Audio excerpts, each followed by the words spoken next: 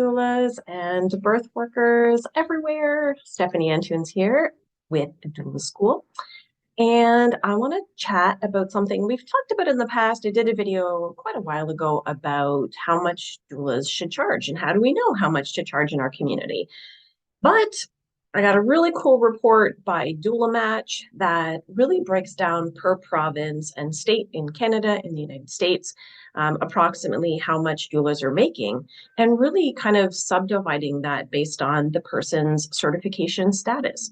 And so it's a really cool report. And Kim James, who's the owner of Doula Match, said was okay for us to share. And so I'm happy to share and break this down a little bit with you all. So let's dive in here today.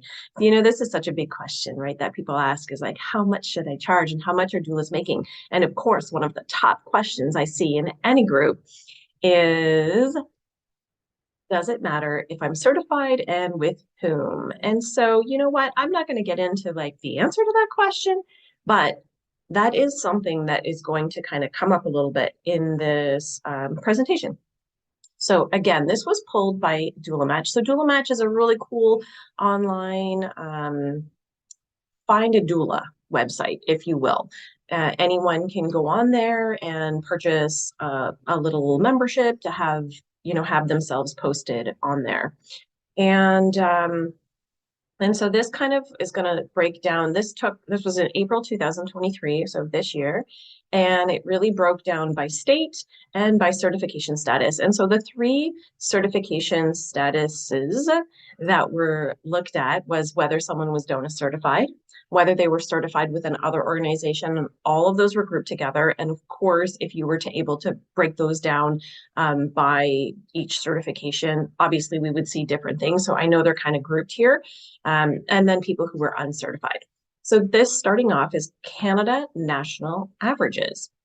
DONA certified people, their birth fee was between $1,055 and $1,358. The postpartum hourly rate was between $38 and $42 an hour. And the monthly referrals relates to how many referrals those people got through Doula Match. So, if you're wondering, hey, is Doula Match something where I should, throw my name up until I have more, websites and social media and all of that stuff, like, this will give you some information for you to consider as well. We can see that people that were certified with other organizations made on average about $100 less in that range for a birth doula, and considerably less on the postpartum side. And people who were uncertified made even less than that. Now, if we break down by province, we can see here in Alberta, the averages. I'm not going to read each one, but if you see your state or province as we go through this, you can take a little screenshot to remember. Now here we actually see, interestingly, in Alberta, uncertified actually made a little bit more than other certified, which is interesting. Here we have British Columbia, Manitoba. Nothing for Manitoba. Oh, poor Manitoba. New Brunswick, not a lot of certified doulas in New Brunswick, apparently. Probably not enough numbers. Same thing with Newfoundland. These are parts of Canada that are much less developed in terms of the doula industry and midwifery as well, actually. So Nova Scotia, definitely a little bit more traction there. And Ontario, very, very vibrant doula community in Ontario. This is where I am from. Yeah, we can see that the rates are pretty decent here, especially for DONA certified people. Nothing for Prince Edward Island. Quebec. Quebec is our French-speaking province. Definitely fewer DONA certified doulas in Quebec, although I've trained there over the years. I only train in English, primarily not because I don't speak French, which I do, but primarily because all of the documentation through DONA is only available in English, not available in French, sometimes in Spanish. So that's great for that, but doesn't help our French province at all.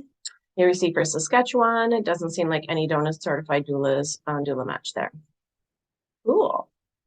All right, and now let's take a look at USA national averages. And these are the only two countries, unfortunately, that I'm going to review today because that's the PowerPoints that I have available to me. But, we've had students from about 15 different countries at Doula School, and so I want to honor you. I will say that Doula Match does typically serve kind of the US, Canada market, so that's what we're reviewing here today. All right, so what do we have here? So the national average in the United States for DONA certified doula, 1146 to 1557. Postpartum hourly rate, 36 to 45, and average, they get on average 3 monthly referrals, which is cool. Other certified, again, a little bit lower here. We see, especially on the birth doula side, at the lower range. Uncertified lower as well, although kind of maxes out on the postpartum side, typically at that same, the same upper rate for all three categories, which is really cool. All right, we're going to do a quick dive into each one. Here we go, Arkansas. And of course, what we're going to see is, here we got Alabama. We're going to see that just like just as expected with all things, think about rent, you think about cost of living. There's a lot of variation in how much someone gets paid as a doula, depending on the state, and not even just the state, but the city, whether they're in an urban area or not. Of course, we can see here California. California really has had doulas for, since the beginning, really quite a long time. And that we're going to see that the rates are higher in certain areas. And I think that's to be expected. And I would say that even in my area, we see lower rates in the suburban areas outside of our big cities and even lower in the more rural communities. So I think that's something, that's to be expected, really. I know, and I've talked about this before, but I have 12 different hospitals that are within about an hour drive of my house. I literally can go from a rural community to a suburban community to, downtown Toronto, all within 1 hour drive. And, that the costs, my own costs as a doula are going to vary quite dramatically in that as well. And so one of the things, for example, I could go to a rural hospital and pay $10 for parking. And then in my, suburban hospitals, I might pay, $15 or $20. But if I go downtown Toronto, it's $30 a day. And what often happens to me is, we're often there like past that midnight cutoff, and they consider that a different day. And so $30 per day, and then I end up paying the maximum 2 days in a row. And so I end up paying $60 in parking to be at a birth, And so, I think cost of living, again, parking, just all the things are going to be different in an urban area than they are in a small town. And those are important things for us to consider. But I think one of the things to bring up while we're kind of reviewing this, I want to take some time to go through without just sitting here blankly smiling at the camera. But we also want to talk about something that comes up a lot, which is backup doulas. We think about backup doulas in rural communities or places, we can see here where clearly doula traction, is a little bit less advanced, right? Maybe there are fewer doulas. And I have people that often say to me like, hey, I'm the only doula in my community. And while I believe that that is possible in some areas, I think often it's that we're not quite sure how to find them, right?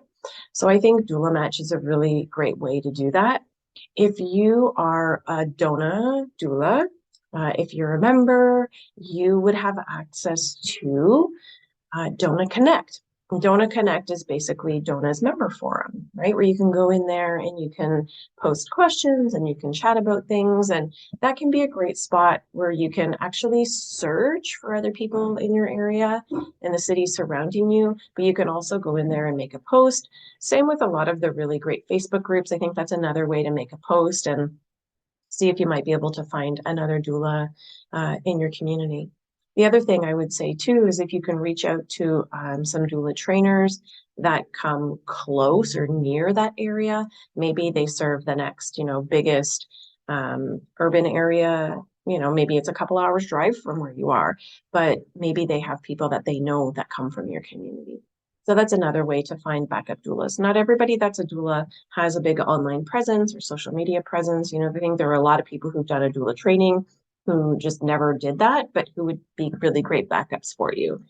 And so while we're talking about backups, let's talk a little bit about, what do we pay a backup? And again, I think it's going to depend on like, look at the numbers that we're looking at. We have, gosh, Montana, we have birth doulas charging $248 for a birth doula package. That seems really, really low. And then we saw that, California went up to like 2000 something. So obviously the fee that we pay our backup doula is going to vary based on our birth doula package. But some things that I see commonly is I see doulas that consider half of the doula fee that the client pays goes to pay for administration, the prenatal visits, the postpartum visit, marketing, like those kinds of things comprise being on call, that kind of is all part of that half of the fee. And the other half of the fee, people will often look at that as the birth fee. So half is for the birth and half is for all the other stuff. So what a lot of doulas do is if someone does the entire birth, they would pay them half of the fee, if the person did the entire birth. Now, let's say the birth was really long, it was 30 hours long. And after 15 hours, you were just, the birth started late at night. You were super exhausted. You lost now like 2 nights sleep. And you're realizing you can't go into that next night. You need a backup doula, right? So you 10, 15 hours and your backup doula comes in and does 15 hours more. What do you pay them? You're not going to pay them half of the full fee because you did half of that birth, right? So typically what doulas would do in that circumstance is they would then divide the birth, let's say by 30 hours. There were 30 hours worth of support provided. It will take half of the birth fee and divide it by 30 to give you an hourly rate, right? What was the hourly rate for that particular birth? And then they will pay each person for the number of hours that they attended. So in this case, it would be 15 and 15. So it would be, each half of that birth doula fee. So that's one way to do it.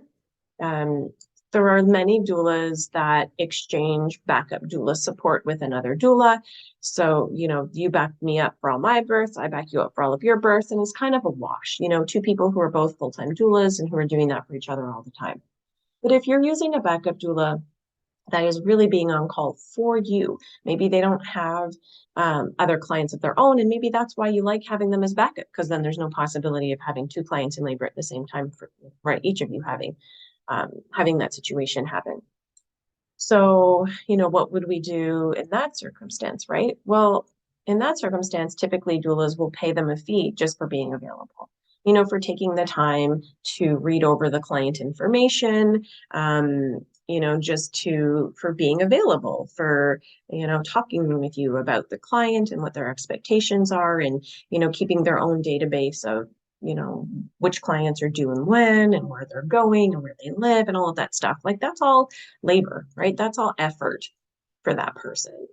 And so, maybe a doula will pay them $100 or something, maybe depending on the price of your fee, your birth doula fee, that would pay them an amount of money for that effort, right? I think the other question that comes up a lot for people around backup doulas is to consider, do you meet with each client, And I think that's really, again, going to depend on your particular situation. How often are you going to use a backup doula? Is that going to be something that you do regularly or something that you almost never do? So when I was working quite regularly as a birth doula, now I train so much that it's hard for me to take a lot of clients on. But when I was working regularly, I realized that I used a backup doula about 1 in 20 births. And so did it really make sense for my backup doula to meet 19 clients for the one client that they would serve? And both my clients and my backup doula agreed that probably not, right? Probably wasn't necessary for that to happen. And so what I did was I left it up to my client. And I would say to my client, listen, I almost never use a backup doula. 19 times out of 20, I don't. But if you feel more comfortable meeting that person, then we could add on another prenatal visit. That charge for that would be $100 and you can meet with them. Or you could take one of the prenatal visits that are included in your package and you could have one of those visits with the backup doula instead of me. Or you could have a quick chat on the phone, just, or via Zoom to just meet with that doula briefly to feel more confident in case, you need to use them. I put it to my clients to decide. And 90% of the time, the clients would say, listen, 19 times out of 20 not using a backup doula, pretty low odds, I'm okay with that. And they would elect not to meet with the backup doula. And most of the time that worked out. And I never had a situation where a client did need a backup doula and was disappointed with the backup doula, because you want to get a backup doula that's in line with your philosophical views and that's similar to you, or at least similar enough that, what the client saw in you and those qualities that made them choose you, that they would also see those qualities in your backup doula as well. So anyway, I hope you saw your state or your province in that. I know we kind of went through them quickly, but hopefully you're able to pause and take a deeper dive in there. I hope you found that useful. Something a little different for this month, right? Happy Pride Month, everybody, and I will see you all soon.